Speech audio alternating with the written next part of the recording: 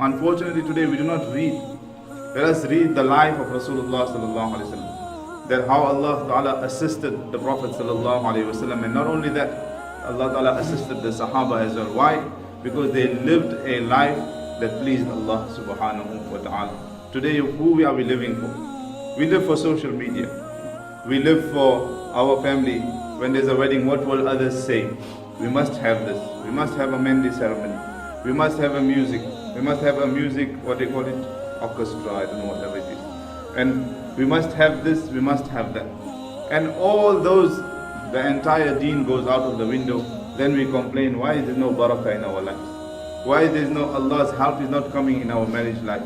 Allah's help is not coming in our homes. Because we ourselves, we have thrown out the life of Rasulullah sallallahu alaihi wasallam. Let us learn and read about the lives of Rasulullah sallallahu alaihi wasallam. Even the conveyances of the Prophet sallallahu alaihi wasallam is made mention in hadith. That the Prophet sallallahu alaihi wasallam had how many camels, how many horses. In one narration he had 7 horses, one narration he had 10. Their names are also mentioned. Sabaha, Ward, Bahri. How many camels the Prophet sallallahu alaihi wasallam had. How many goats the Prophet, even their names are mentioned. And what was the speciality of each of them?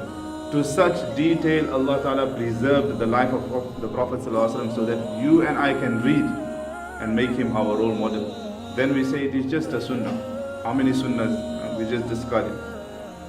I'm talking about myself also. We just discard, oh it's sunnah, we don't have to do it. It's just sunnah, we don't have to do it. Sunnah is what Allah Ta'ala loved. And sunnah is what the Prophet ﷺ loved. He done it. Abdullah bin Umar radiallahu anhu, when he used to travel, he used to come at one place and he used to bow down on his camel and then he used to continue walking. So people used to ask him that every time when you come to this place, you make like you avoiding something and then you move away.